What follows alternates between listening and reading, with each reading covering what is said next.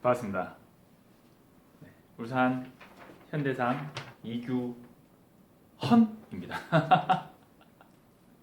하도 규현이라고 하시는 분들이 많아서 규현은 슈퍼주니어죠. 네, 라디오스타에 나오는. 자, 오늘은 드디어 일과 에너지입니다. 일과 에너지의 이해인데 일이란 게 뭐냐, 에너지라는 건 어떤 개념이냐. 물론 일의 개념, 에너지의 개념 다양하지만 우리 차량 운동하게 쓰이는 일의 개념, 우리 차량 운동하게 쓰이는 에너지의 개념, 그 부분을 공부를 해볼 겁니다. 자, 먼저 일, work, 예, 뭐 이 정도는 아시겠죠?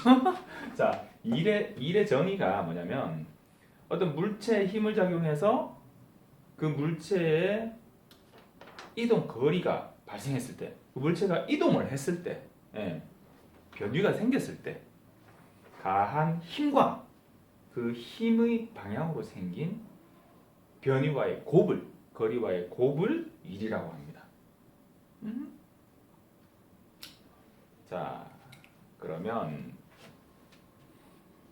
물체가 이게 변위라고 해도 되는 이유가 뭐냐면, 예를 들면 이런 거죠. 제가 전에 설명드렸었죠. 일은 벡터일까요, 스칼라일까요? 스칼라입니다. 스칼라. 크기만 있어. 크기만 있어요. 그래서 예를 들면 이런 거죠. 책상을, 아니 여기까지 안 나오는구나.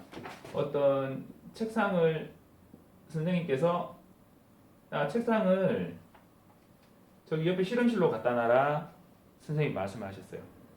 힘을 줘서 밀고 갔어요. 그래서 실험실로 갖다 놨더니 실험실의 주임 선생님이, 뭐 그런 선생님 계신지 모르겠지만, 주임 선생님이 야, 책상 이거 왜 갖고 왔어? 여기 있는 책상 쓰면 돼. 다시 갖다 놔. 그래서 야, 그때는 다른 힘이 되겠죠. F-가 되겠죠. 그걸 줘서 반대 방향으로 다시까지 갖다 놨어요. 다시 갖다 놨어요. 그러면 내가 한 일은 얼마냐? 1, 2. 물체의 변위는 변하지 않았죠. 하지만 이동 거리는 이만큼 2배. 그죠?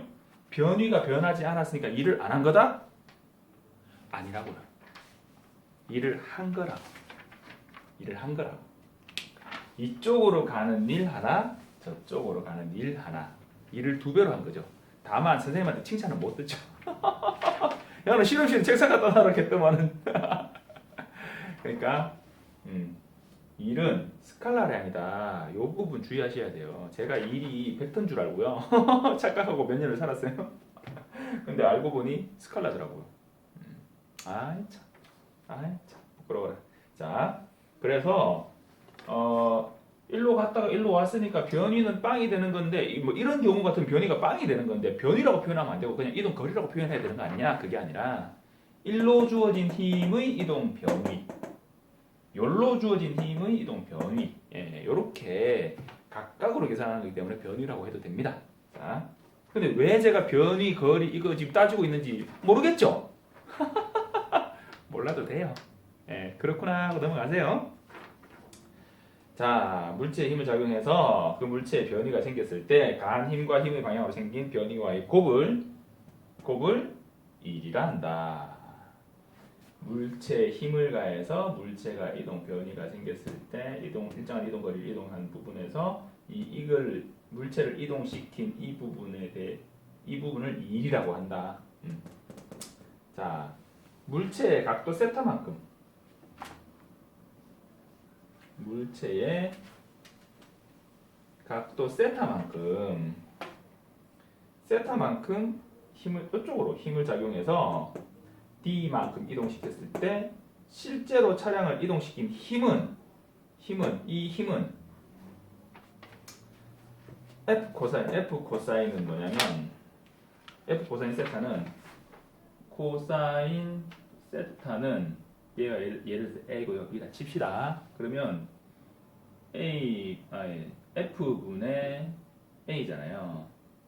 코사인 세타니까 F분의 A. 그런데 그럼 F는 별로 넘어가죠. F는요, 이거 참 A는 F 코사인 세타가 되겠죠. 실제로 이 물체의 이동에 이 차량을 이동시킨 힘은 실제로 이 물체를 이동시킨 힘은 F 코사인 세타라는 거예요.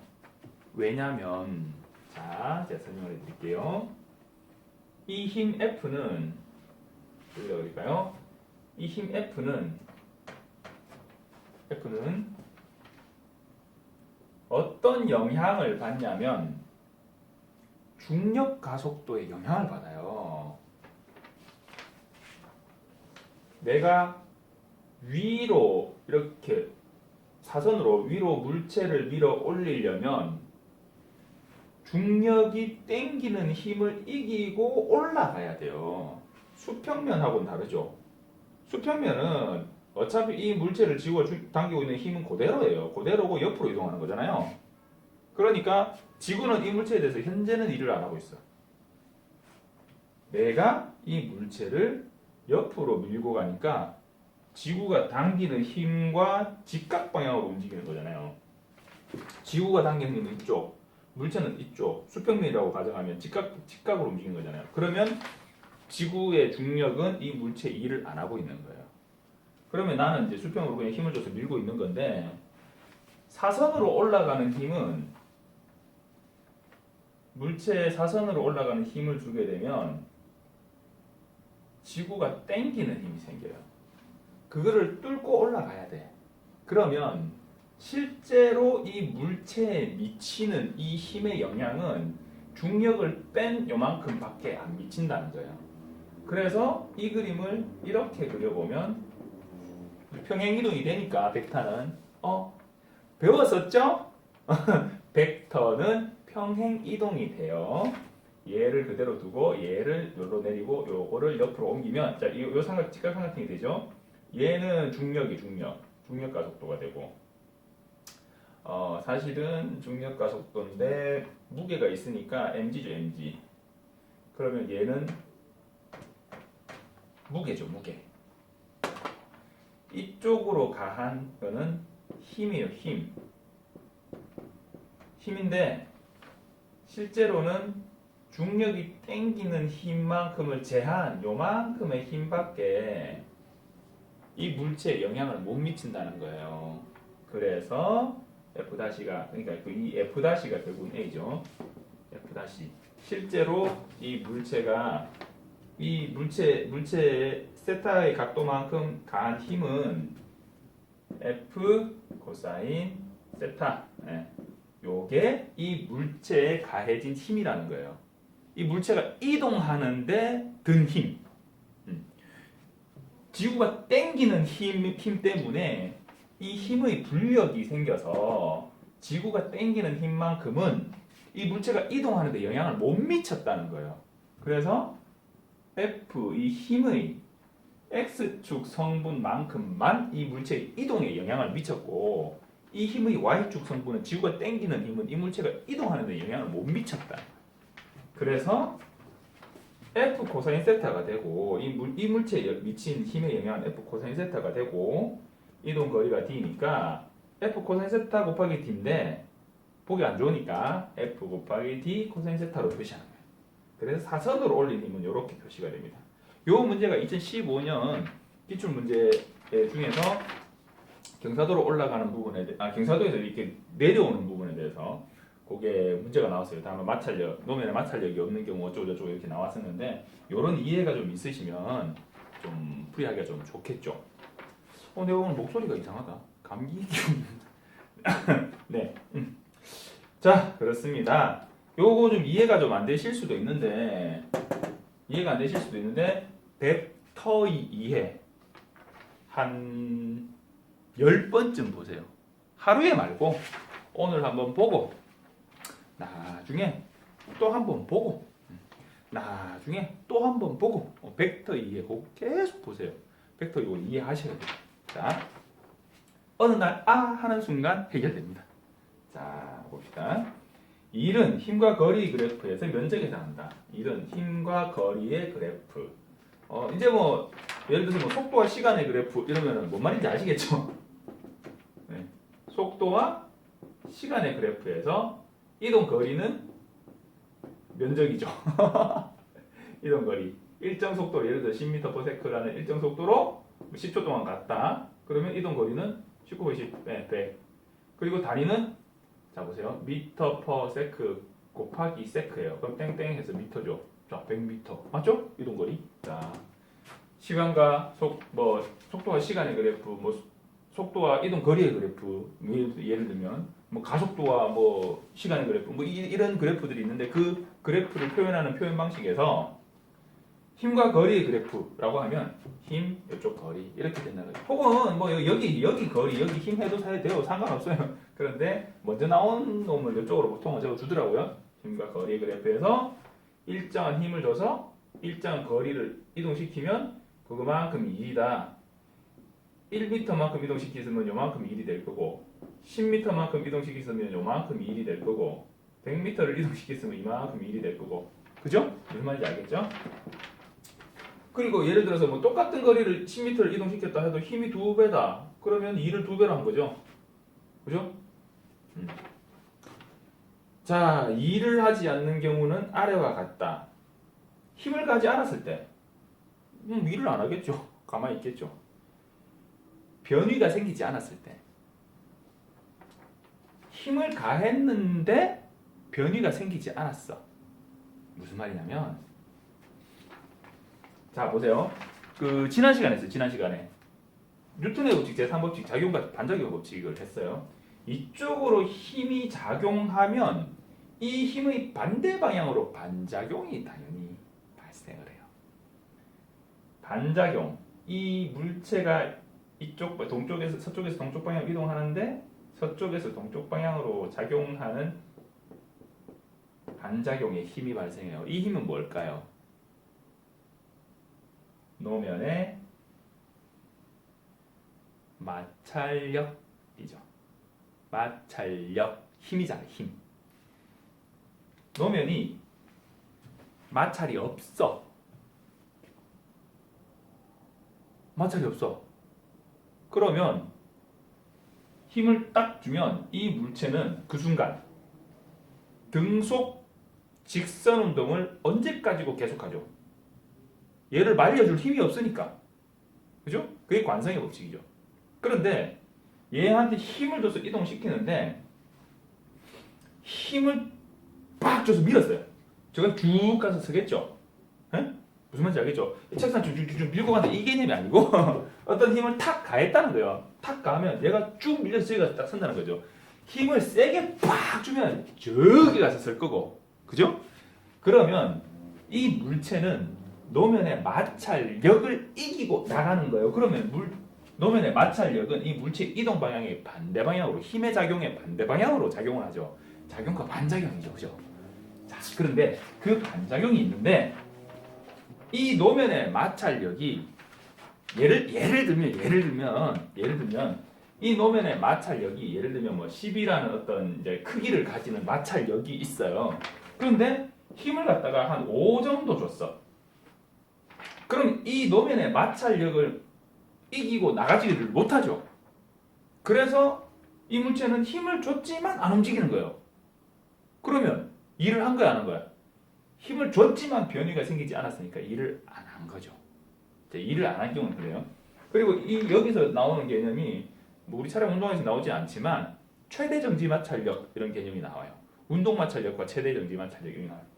이 물체가 땅바닥에 딱 있을 때는 얘를 딱 움직이기 시작하는데 드는 힘이 가장 많이 힘이 들고 일단 움직이기 시작하면 그 힘이 처음에 얘를 딱 움직이게 만드는 딱 그 힘보다는 좀 적은 힘으로도 이게 계속 간다는 거야. 그게 최대 정지 마찰력이에요. 뭐 그 개념은 그냥 물리의 개념이에요. 옛날에 들어본 기억이 나서 그냥 얘기하는 거예요. 그리고 힘과 변위의 방향이 90도 있대. 자, 중력이 작용하죠. 그래서 이 물체의 질량과 중력 가속도의 고빈 무게, 중량, 중량이라고 하는 힘이 작용해요. 이 힘은 노면의 마찰력과 함께 되어서 마찰력의 크기를 늘리거나 줄이는 역할을 하지. 이 물체의 이동 변이에 대한 어떤 일에 영향을 미친 건 아니에요. 여기서도 중력은 있고 여기서도 그러니까 중량은 있고 여기서도 중량은 있고 여기서도 중량은 있고 계속 중량은 있고 여기서도 중량이 있어요. 있지만 얘의 힘은 작용했지만 직각 방향으로 움직여 버렸거든. 그러니까 이 물체에 영향을 미친 게 아니에요. 아시겠죠? 그래서 이 물체가 한 일은 이 중력, 중량 얘들이 한 일은 요 일에서는 없다는 거예요. 그래서 일을 하지 않는 경우는 이거와 같다. 사실 이 부분은 우리 시험하고는 별 상관없어요. 그런 개념이 있다는 거 이해하시면 돼요. 자, 그리고 일의 단위는 줄입니다. 줄! J-U-L-E 줄의 법칙 뭐 이런 거 배우신지 기억나는지 모르겠습니다. 단위는 죄송합니다. J-O-U-L입니다. J-O-U-L 나 이거 무식을 또 J-O-U-L-E 줄 맨날 J-U-L-E라고 그랬는데 여기 보니까 J-O-U-L이라고 돼. 그러고 보니까 그거인 것 같네. 나 무식해가지고 미치겠다. 자, 줄입니다. 줄 혹은 뭐 줄이라고 표현하기도 합니다. 자, 줄입니다. 단위는 줄입니다. 그럼 이 줄의 단위를 우리가 쓰는 그 NKS 단위로 표기를 하게 되면 어떻게 되냐면 1줄은 뭐냐? 요 단위로 표기하게 되면 그거는 조금 뒤에 설명할게요. 1뉴턴의 힘을 가해서 뉴턴의 힘의 단위죠. 1뉴턴의 힘을 가해서 1m를 움직이게 만드는 것이 1줄입니다. 1뉴턴의 힘을 가해서 1m를 이동하는 동안 한 일의 양, 그게 1줄이에요. 자, 그러면 단위를 적어봅시다. 뉴턴의 단위는 킬로그램. 뉴턴은 힘의 단위인데 힘은 MA죠. 킬로그램 가속도는 미터 퍼 세크 자승이죠. 킬로그램 미터 퍼 세크 자승 곱하기 미터입니다. 미터고 여기에도 미터 있잖아요. 그러면 이거 얘도 지우고 미터 자승 퍼 세크 자승 이렇게 되는데 이런 단위는 사실 좀 잘 안 써요. 안 쓰는데 이 단위가 줄의 단위입니다. 그리고 보통 그냥 줄이라고 써요. 그냥 줄이라고 쓰고 혹은 뉴턴 메타 이렇게 뉴턴 미터 이렇게 표현합니다. 예를 들면 뭐 10만 줄이다. 10만 뉴턴 미터다. 뭐 이런 식으로 표현을 해요. 자, 그렇고요. 지난 시간에 했어요. 1kg 중의 힘은 9.8N이죠. 9.8N. 왜냐? 이 중이라고 하는 단어는 9.8m/s 자승이라고 하는 중력 가속도를 나타내는 말이라고 했어요. 그래서 1kg 곱하기 9.8m/s 자승이니까 9.8N이죠. 9.8kg/s 자승이죠. 그리고 9.8N의 힘을 가해서 1m를 이동한 거니까 그거는 9.8줄이 되겠죠. 그죠? 자, 요 개념도 같이 함께 이해를 하시고요. 1kg 중의 힘으로 1m를 움직였을 때 한 일의 양이에요. 자, 같이 이해를 하시고요. 일의 단위는 그래서 줄이다. 이 개념만 이해를 하면 지금 요 설명드린 요 부분요. 이해를 하면 뭐 별다른 이의가 있을 게 없는데 제가 왜 이렇게 자꾸 욕을 하는지 이렇게 그 한심스럽다. 한심스럽다 안 되는데 좀 안타깝다 이런 표현을 자꾸 쓰는지 본인이 보는 교재를 보고 인강을 들으면 아마 알게 될 거예요. 그렇습니다. 일의 단위고요. 그리고 일률이라는 개념이 나와요. 일률은 뭐냐면 아이고 일의 비율? 글쎄요. 자, 단위 시간 동안 하는 일의 양을 일률이라고 합니다. 일률은 P로 표현하는데요. 이거 왜 필요한지 잘 모르겠어요. 하여튼간에 일률이라는 개념이 있는데요. 일률은 뭐냐면 P는 어떤 일을 하는데 얼마만큼의 시간 동안 어떤 일을 하느냐로 표시를 해서 얘를 탕탕 약분해가지고 결국은 1초당 한 일이 얼마냐, 요게 일률이에요. 아시겠어요? 1초당 한 일이 얼마냐, 그게 일률입니다. 속도의 변화가 1초당 얼만큼 변했냐, 요게 가속도죠. 네, 여기 가속도죠. 그래서 이건 미터 퍼 세크고 이건 세크니까 제가 지난 시간에 했죠. 그래서 미터 퍼 세크 자승이라는 단위가 나오고요. 1초당 한 일. 자, 10N의 힘을 줘서 10m를 움직였어요. 그런데 이게 10초가 걸렸어요. 그러면 1초에는 얼마? 그러면 이 한 일은 얼마예요? 한 일은 100줄의 일을 한 거죠. 10N의 힘을 줘서 10m를 이동시켰으니까. 그런데 그 10N의 힘을 줘서 10m를 이동시키는데 몇 초가 걸렸냐 봤더니 10초가 걸렸어요. 그러면 P는 T분의 W니까 10초 분의 100 그러면 10 이라는 그 일률이 나오는데 단위는 뭐냐면 와트예요. 와트. 단위는 와트인데, 자, 위에는 줄이고 밑에는 세크잖아요. 줄 퍼 세크잖아요. 그죠? 그럼 이거는 우리가 쓰는 이런 표기로 하게 되면 어떻게 되냐면 킬로그램 미터 자승 세크 3승이 돼요. 근데 이런 단위는 제가 지금까지 본 적이 없어요. 그리고 일률도 그 어떤 단위 시간 동안 하는 일의 양을 일률이라고 한다, 이런 개념 정도만 나왔지 그 이상의 어떤 뭐 그런 거를 요구한 건 없는 것 같아요. 그러니까 그 정도만 이해하시면 돼요. 1초당 한 일이 얼마냐, 요 정도의 개념이 일률이다, 단위는 와트다, 뭐 그 정도 이해하시면 되고요.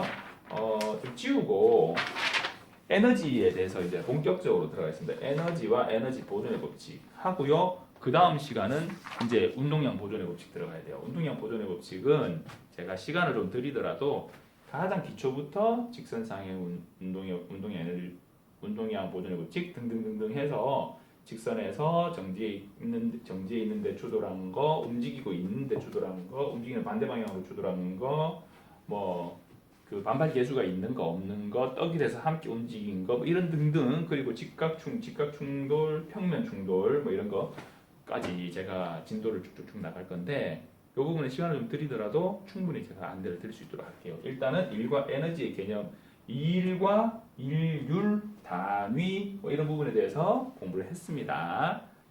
잠깐 지우고 에너지 할게요. 네. 맞습니다. 지우고 다시 썼습니다. 자, 에너지에 대해서 들어갑니다.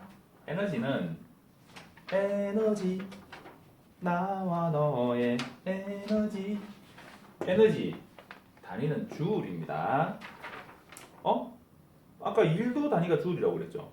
그러면 일과 에너지는 같은 단위를 쓰네요. 그죠? 같은 개념인가? 같은 개념입니다. 볼까요? 나한테 에너지가 있다는 말은, 내가 어떤 에너지를 가진다라는 말은, 아니 내가라고 하는군요. 어떤 물체가 에너지를 가지고 있다라는 말은 그 물체는 어떤 일을 할 수 있다라는 말입니다. 그리고 어떤 물체가 어떤 일을 했다면 그만큼 에너지를 소모했다는 거죠. 그러면 어떤 물체가 원래 가지고 있던 에너지가 이 원이라고 칩시다. 어떤 일을 하게 되면 그거만큼 빠져서 E2가 된다는 거죠. 아하. 어떤 개념인지 이해하시겠죠? 네. 나 왜 이렇게 쉽게 설명하지? 나 이거 이해하는데 참 한참 걸렸는데. 자, 에너지에는 어떤 에너지가 있냐면 열 에너지도 있고요. 빛 에너지, 소리 에너지, 예, 등등등등의 에너지가 다양하게 있습니다. 어떤 현존하는 에너지들은 상당히 다양한 형태로 존재하죠. 전기 에너지, 빛 에너지 뭐 등등등등. 근데 우리가 차량 운동학에서 취급하는 에너지는 운동 에너지와 위치 에너지입니다. 운동 에너지는 왜 중요할까요? 차량의 운동으로 인한 그 운동, 차량이 보유하고 있는 에너지, 차량이 스키드마크를 내고 미끄러지면서 에너지를 소모하고 최종적으로 정차했을 때 그러면 처음에 보유하고 있던 에너지가 얼마였을까를 추론해서 그럼 얘가 속도가 얼마였겠구나를 추론하는 이런 공식들이 우리가 사고를 분석하는데 필요한 것들이죠. 그래서 우리는 운동 에너지와 위치 에너지에 대한 부분을 공부하게 됩니다. 운동 에너지는 EK라고 합니다. 키네틱 에너지라고 해가지고 운동 에너지 EK라고 표현을 하고요. 2분의 1 mv 자승, 2분의 1 mv 제곱으로 표시가 됩니다. 자, 에너지란 일을 할 수 있는 능력, 연료, 전기, 높은 곳에 있는 어떤 물체 등을 에너지라고 합니다. 물체가 외부로부터 일을 받으면 그만큼 에너지가 증가하고 달려가고 있는 차량이 아까는 정지한 걸 얘기했지만 달려가고 있는 차량이 뒤에서 더 밀어주는 힘을 받아서 일을 받아서 그러면 이 에너지가 더 증가하겠죠. 그죠? 자, 증가하고 반대로 외부에 어떤 일을 하면 에너지가 감소한다. 일한 만큼의 에너지가 감소한다.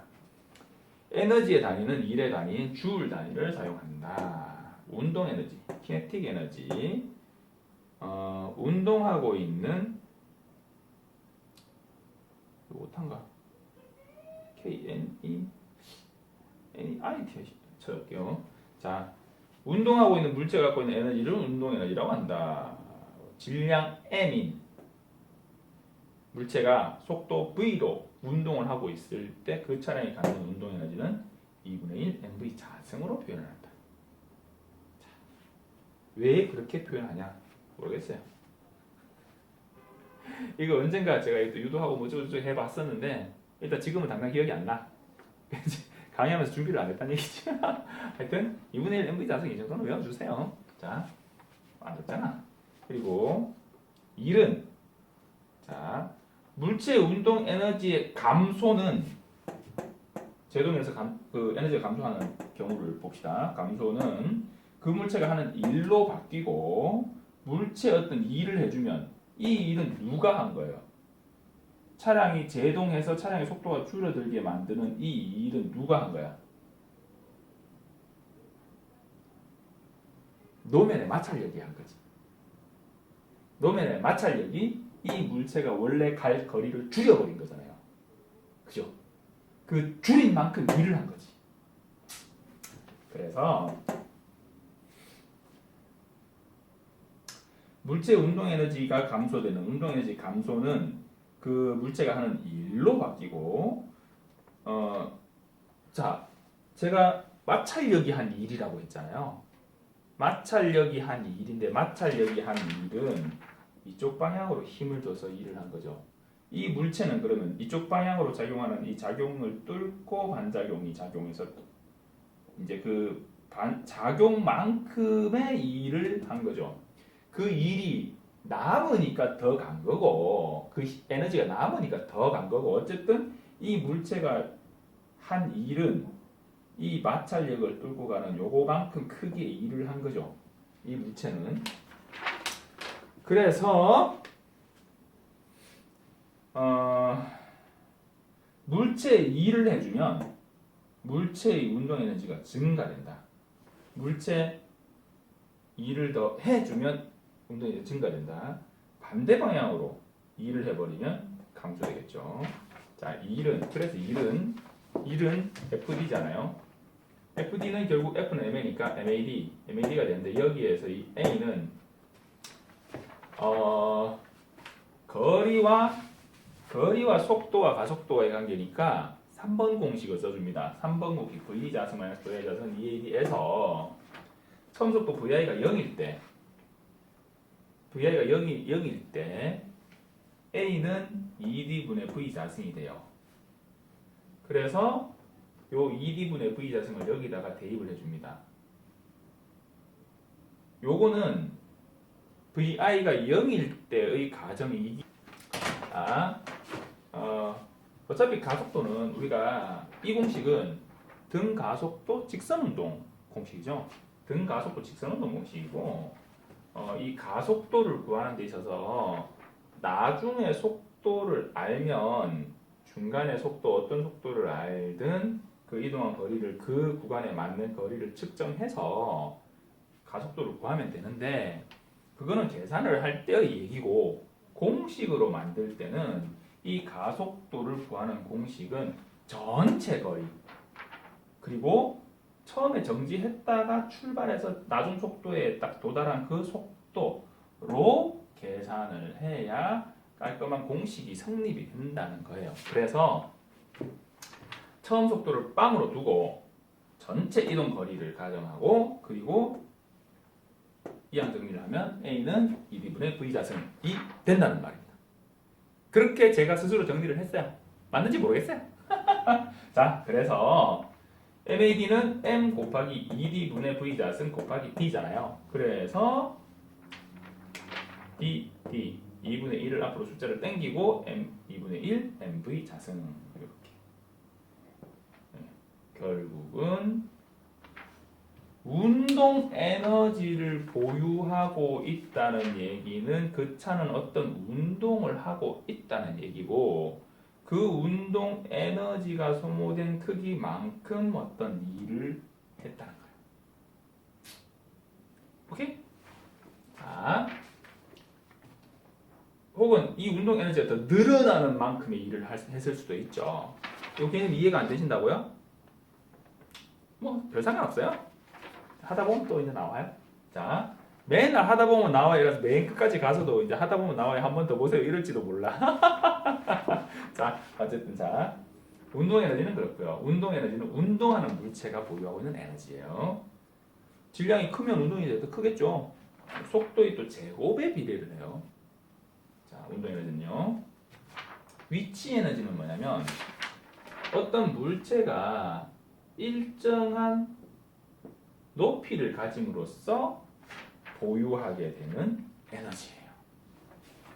제가 질량 중량 설명하면서 일부분 설명했어요. 땅바닥에 있는 물체는 지구가 잡아당기는 힘 때문에 이 물체가 표면을 누르는 힘이 생겨요. 그래서 자기의 질량만큼 그리고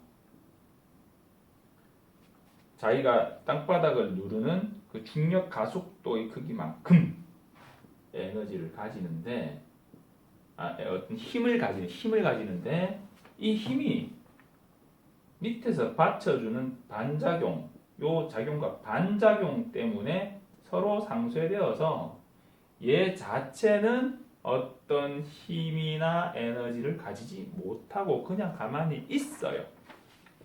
그래서 이 물체는 아까 일하면서 했죠. 힘을 땅바닥을 향해서 계속 힘을 주고 있지만 변위가 발생되지 않아. 움직이지 않아요. 그러면 이 물체는 일을 안 하는 거죠. 가만히 있는 거예요.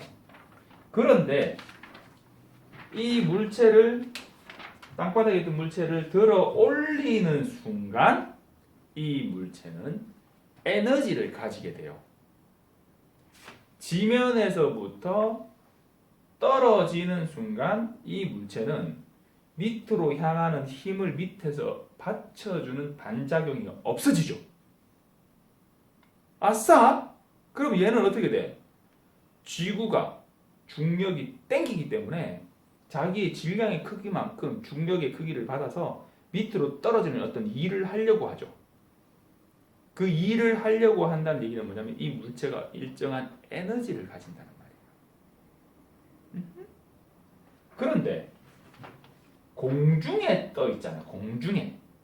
그러면 공기의 저항이 없다고 가정했을 때 이 물체가 지면에 떨어질 때까지 이 물체는 어떤 일을 할까요? 안 할까요? 합니다. 합니다. 무슨 일을 하냐면 들었어요. 에너지를 가지고 있어요. 이때 이 물체가 보유하고 있는 에너지를 EP, 포텐셜 에너지라고 해서 위치 에너지라고 합니다. 위치 에너지가 있는데 위치 에너지는 뭐냐면 mgh예요. mg가 뭐죠? 중량이죠. 중량.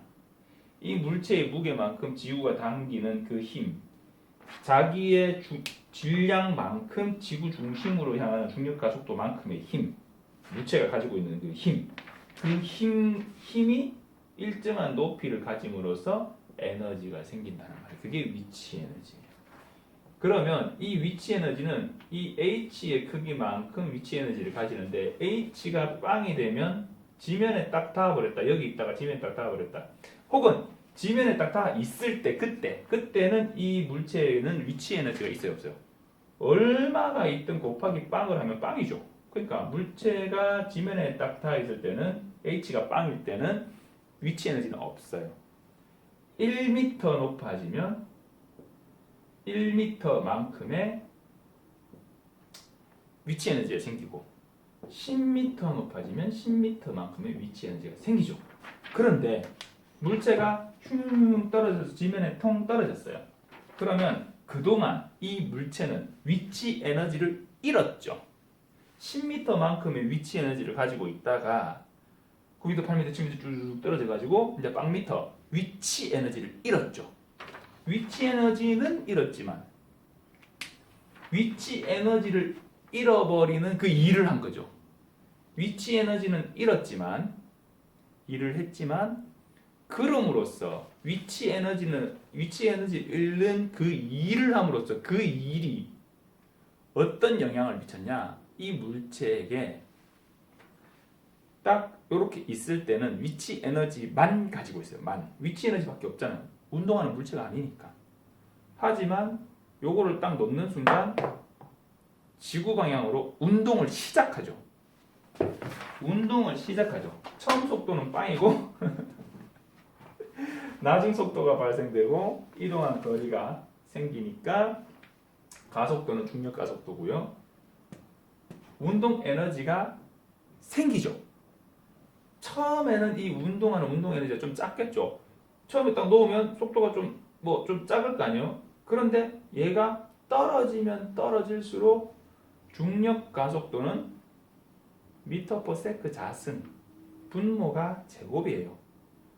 속도가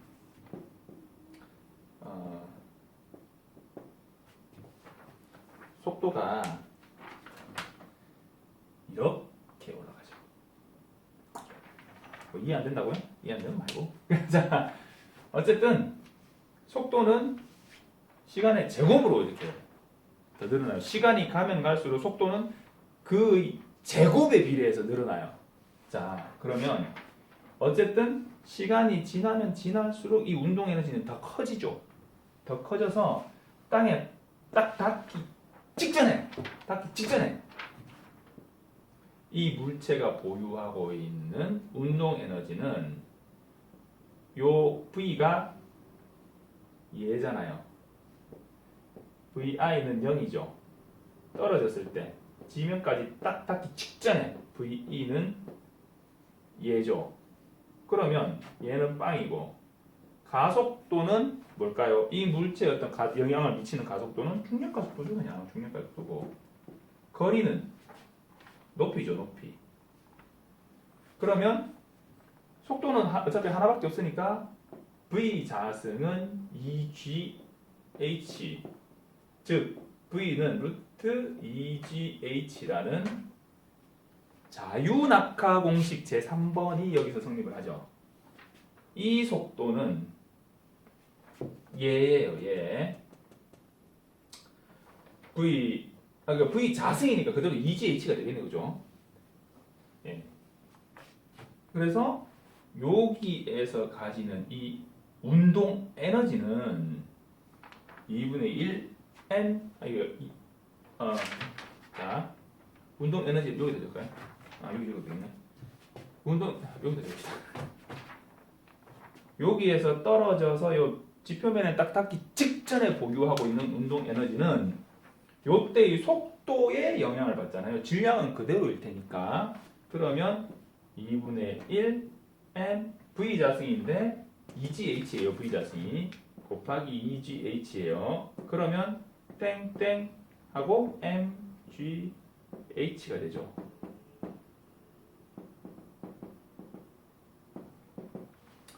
자,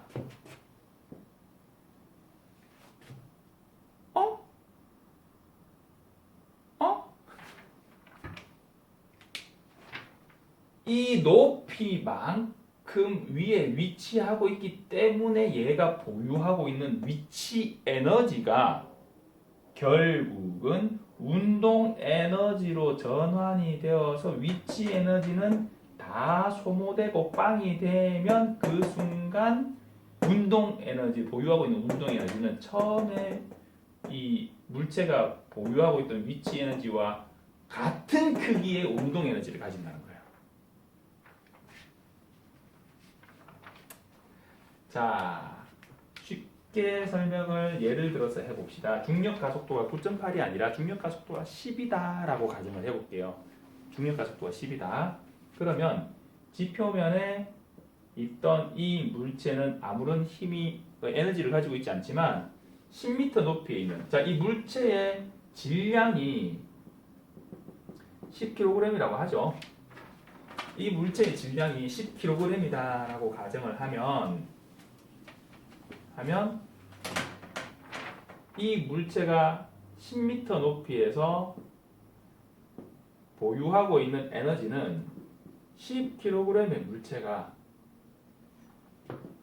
10kg mgh니까 10m/s 자승의 어떤 중력 가속도를 받아서 10m 높이에 위치하고 있는 운동 에너지를 보유하고 있어요. 그럼 이 보유하고 있는 운동 에너지는 얼마냐? 10 곱하기 10 곱하기 10이면 10 곱하기 10은 100, 100 곱하기 10은 1000.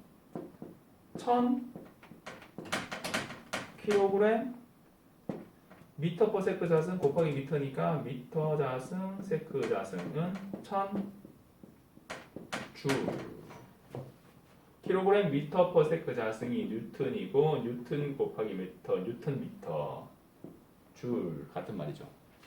이 물체가 10kg의 물체가 중력 가속도를 10이라고 가정했어요. 10m 높이에 있을 때 보유하고 있는 에너지는 1000줄입니다. 1000줄. 9.8로 해도 계산은 될 뻔했다.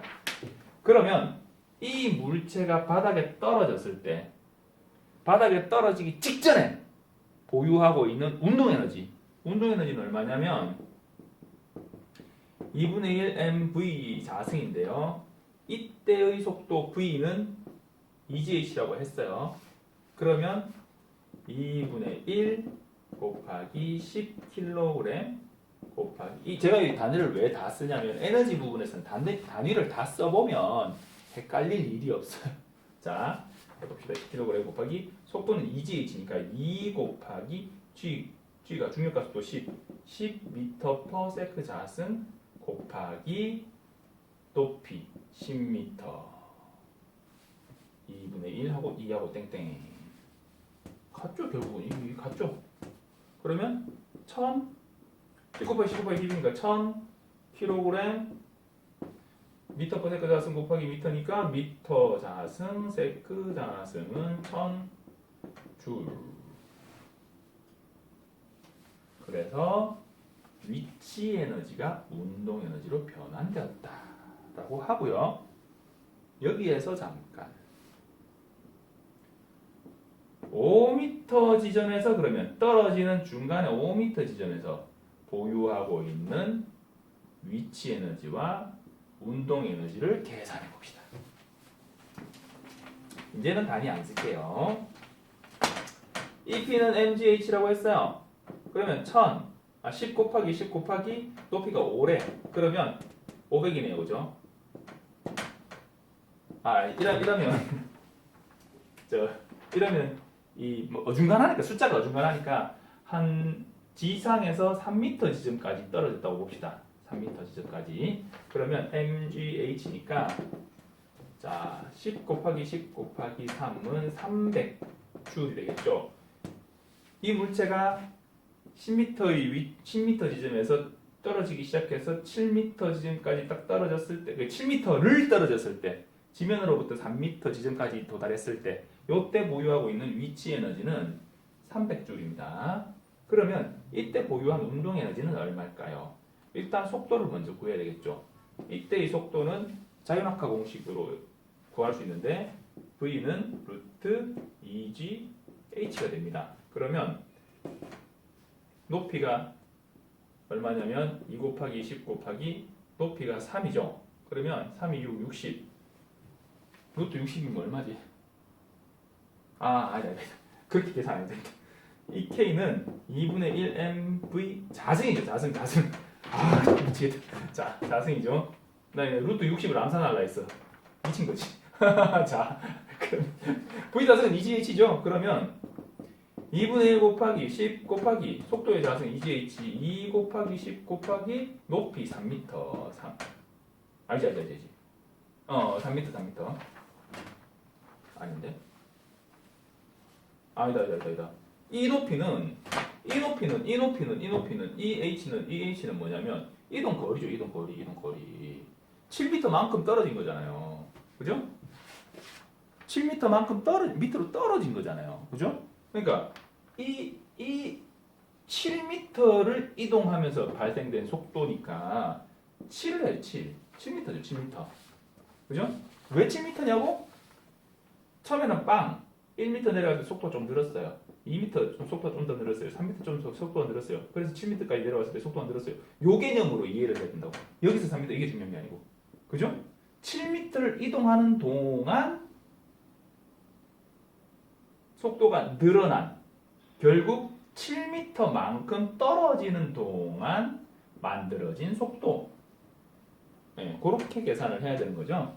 그래서 MV 자승은 2 곱하기 10 곱하기 7 EGH에서 EH는 떨어진 거리를 나타내는 겁니다. 그러면 2분의 1, 2 땡땡하고 10, 그럼 700이죠. 700줄이죠. 그러면 EP 플러스 EK는 300 더하기 700은 1000줄이죠. 이게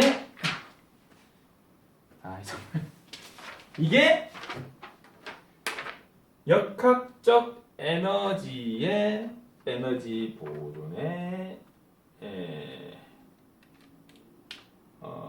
법칙이 아니라 이거는 뭐냐 역학적 에너지 보존의 법칙입니다. 위치 에너지와 운동 에너지는 어떤 위치 에너지를 가지고 있을 때 그 평평한 평지에서 뭐 달리고 있다 이런 개념하고는 다른 거예요. 위치 에너지를 가진다는 얘기는 어떤 일정한 높이에 있다는 얘기죠. 그리고 이 위치 에너지가 운동 에너지로 변환되면서 위치 에너지는 감소되고 운동 에너지가 늘어나는데 그 합은 일정하다는 거예요. 10m 높이에 있을 때 보유하고 있는 이 물체의 위치 에너지는 1000줄. 땅바닥에 그리고 운동 에너지는 합은 1000. 땅바닥에 딱 떨어지기 직전. 그러면 위치 에너지는 어차피 떨어지기 직전이니까 그냥. 그리고 운동 에너지는 그 순간 1000줄. 합은 같다는 거죠. 7m를 떨어져서 3m 높이까지 이제 도달했을 때 요때 보유하고 있는 운동 에너지와 위치 에너지의 합은 결국 1000줄 같다는 겁니다. 운동 에너지가 발생되면서 위치 에너지는 적어지는 2011년 2차 문제에서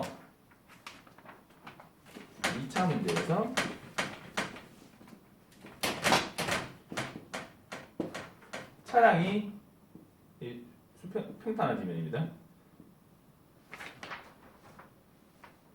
그 단순 추락을 했는데 차량이 절벽에서 단순 추락하기 요 시작할 때 요때 보유하고 있는 역학적 에너지의 합을 구해라라는 문제가 있었어요. 이 역학적 에너지 합을 구해라에서 이 물체는 이쪽으로 운동을 하고 있고 높이에 대한 위치 에너지를 보유하고 있죠. 그런데 운동 에너지는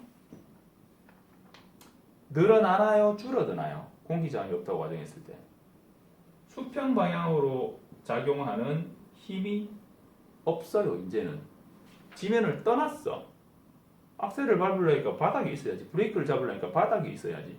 수평면 X축 방향으로 가해지는 힘은 없어요. 그러면 이 절벽을 딱 떠날 때 보유하고 있는 그 운동 에너지가 계속 수평 방향으로는 계속 유지된다는 말이죠. 그래서 이 차량이 떨어지고 이 운동 에너지의 힘이 요때의 운동 에너지 힘과 동일하기 때문에 그만큼 미끄러져 간다. 1, 2, A, B, C 구간을 거쳐서 D 지점에서 바위와 충돌하고 2014년 문제죠. 자, 그렇다. 그러면 이 물체가 가지고 있는 수직 방향의 역학적 에너지는 요 순간은 위치 에너지밖에 없다는 거죠. 그래서 이때 역학적 에너지의 합은 수평 방향 운동 에너지와 수직 방향 위치 에너지의 합으로 표시를 해줘야 되는데 그때 수험생들이 시험 치고 나서 이게 무슨 개소 난리가 났어요. 구하라면 구해주면 되지. 그죠? 문제는 개떡같이 나와도 찰떡같이 알아들으면 돼요. 위치 에너지가 줄어들면서 운동 에너지가 늘어나는 이 역학적 에너지의 합은 같다라는 이 원리는 이해하고 있지만 여기서 역학적 에너지의 합을 구해라라는 개념이 이게 도대체 뭔 소리야? 이게 무슨 의미가 있어? 뭐 이런 식으로 된 거죠. 사실 의미가 없거든 이거. 그런데 문제는 그렇게 나왔죠. 제가 이거 강의 초반에 얘기했어요. 서울대생 중에 두 개 학기 4.0 이상을 받은 150명의 학생 중, 160명의 학생 중에 45명인가 43명인가 뭐 하여튼 이 학생이 질문에 응답을 했어요. 설문 좀 할게요. 응답을 했어요. 공부하는 태도, 필기하는 습관, 뭐 등등등등 수업 태도 등등등등을 갖다가 조사를 해보니 필기를 할 때 이 사람들은 요점을 적지 않더라는 거예요. 요점을 적는 게 아니라 교수님이 하시는 말씀을 그대로 받아 적더라는 그대로 교수님 말씀하시는 그거를 토시 하나 안 틀리고 그대로 적더라는 거예요.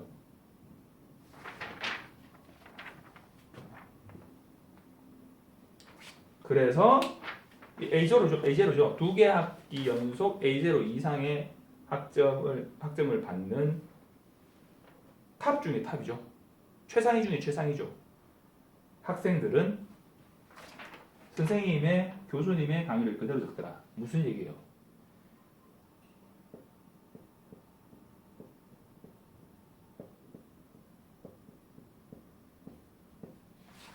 자신의 의견을 배제한다는 얘기예요. 교수님이 그와 관련한 문제를 냈을 때 그 교수님은 어떻게 말했더라를 기준으로 답을 쓰는 거예요. 그러면 당연히 점수를 받을 수밖에 없죠. 근데 교수님은 그렇게 말씀하시는데 나는 내 생각을 기준으로 해서 이렇게 썼어요. 틀린 건 아니야. 그렇지만 교수님은 이렇게 설명했는데 나는 이렇게 썼어요. 높은 점수를 기대하기 어렵겠죠. 근데 교수님이 이렇게 말했는데 내가 이렇게 말한 게 사실은 이게 정답이야. 교수님이 그걸 깨닫고 이 학생 정말 대단한 사람이네 라고 해서 얘를 더 높은 점수를 주는 그런 경우는 청출어람이라고 하지만 아무리 잘 없다는 거예요. 네 생각이 맞는 것 같지만 사실은 교수님의 생각이 맞다라고 가정하고 문제를 풀이해야 그게 점수를 받는 거예요. 역학적 에너지는 도대체 무슨 소리야 할 필요 없다는 거예요. 구해라. 구하면 돼요. 아시겠죠? 자, 역학적 에너지는 일정하다. 운동하는 애 물체의 마찰력, 공기적 저항력 등 외력이 저항하지 않으면 역학적 에너지는 보존이 된다. 그리고 에너지 보존의 법칙이 나오는데요. 에너지 보존에서 에너지 보존의 법칙은 에너지는 어떻게 전환되더라도 결코 소멸되지 않는다. 에너지는 한 형태에서 다른 형태로 전환되어도 그 전환 과정에 관계되는 모든 물체가 지니고 있는 에너지의 총합은 변하지 않고 일정하다. 즉 물체의 일이 행해졌을 때 에너지는 한 형태에서 다른 형태로 전환이 된다. 또한 에너지는 새로 창조되지 않으며 파괴되지도 않는다. 따라서 전체 에너지의 양은 항상 일정하며 에너지의 형태만 변환된다. 예를 들면 태양열 발전, 태양의 열을 받아서 얘가 열 에너지가 전기 에너지로 변환되죠. 형태는 변환되지만 그 에너지의 양은 변환되지 않는다는 거예요. 열이 전부 전기 에너지로 다 변환될까요? 아닐걸? 지별판을 좀 달구기도 하고 뭐 반사되는 열도 있을 거고, 그죠? 일정 부분이 전기 에너지로 변환되는데 그 일정 부분 전기 에너지로 변환된 그 부분만큼은 그 열 에너지가 그만큼 변환된 거라는 거예요. 그래서 에너지는 보존된다. 하지만 다음 시간에 할 운동량 보존의 법칙과는 달라요. 여기서 에너지 보존의 법칙은 전체 에너지, 모든 에너지를 말하는 거예요. 우리가 말하는 차량의 운동에 있어가지고 운동 에너지는 보존되지 않는다. 왜냐? 차량이 충돌을 하게 되면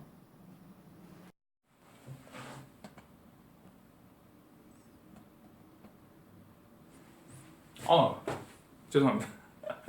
배터리가 닿았어요. 그래서 배터리 갈았습니다. 자,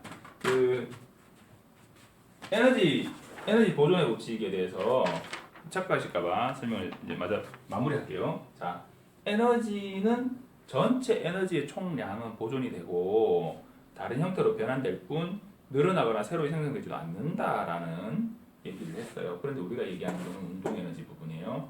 차가 뒷차가 앞차를 박았을 때 차가 꽝 박는 사고가 나는 부분을 직접 보신 적이 있는지 모르겠어요. 차가 사고가 나면 어떻게 돼요?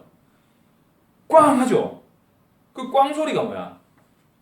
이 차량의 운동 에너지가 가만히 서 있는 차량과 부딪히면서 운동 에너지가 소리 에너지로 변환이 된 거예요. 부딪히면서. 그리고 차체가 와가작 찌그러지죠. 차체에 소성 변형이 발생하죠. 그리고 열, 빛 이런 현상들이 발생을 해요. 그러니까 운동 에너지가 다른 기타 에너지로 손실되는 에너지가 발생을 한다는 거예요. 그래서 예를 들면 이런 거예요. 질량이 동일한 차량이 있어요. 질량이 동일한 차량이. 그러면 동일한 차량이 어떤 차량이 이렇게 가만히 서 있는데 뒤에서 어떤 차량이 들이박았다. 그럼 이 차량이 보유하고 있던 운동 에너지가 얘는 운동 에너지가 빵이겠죠. 일로 전달이 되면 반반으로 나뉘겠죠. 그리고 충돌되어서 함께 이동을 했을 때 충돌 직전에 얘가 보유하고 있던 에너지가 충돌 직후에 이 두 차량이 함께 보유하고 있는 에너지와 같으냐? 다르다는 거예요. 그런데 이 손실되는 에너지는 사실 전체 에너지 크기에 비해서는 좀 미미해요. 미미하지만 손실되는 에너지가 있다는 거예요. 뭘로? 대표적으로 뭘로? 차량의 소성 변형으로.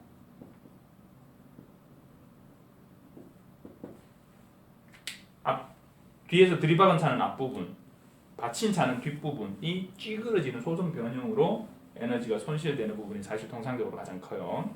그러면 차량이 충돌하기 직전에 이 차가 가지고 있던 이 에너지, 운동 에너지의 크기가 두 차량이 꽝 충돌하고 나서 딱 움직이기 시작하는 그 충돌 직후에 두 차량이 보유하고 있는 운동 에너지보다는 얘가 더 크다는 거예요. 에너지는 보존되지만 운동 에너지는 보존되지 않는다는 거예요. 아시겠죠? 그에 대한 부분은 나중에 예제 문제나 이런 거를 통해서 또 공부하시게 될 거예요. 그래서 전체의 에너지는 보존되지만 운동 에너지가 보존된다 이렇게 생각하시면 안 된다는 거예요. 그런데 운동량은 보존이 돼요. 그거는 다음 시간에 하겠습니다. 오늘 강의가 너무 길었는데 이해가 좀 충분히 되셨을지 모르겠어요. 이해 안 되셔도 뭐라고요? 넘어가셔도 돼요. 다음에 다 보고 또 보시면 그때 또 이해가 돼요. 자, 오늘 에너지에 대한 부분, 일과 에너지에 대한 부분 해봤습니다. 수고하셨습니다. 감사합니다.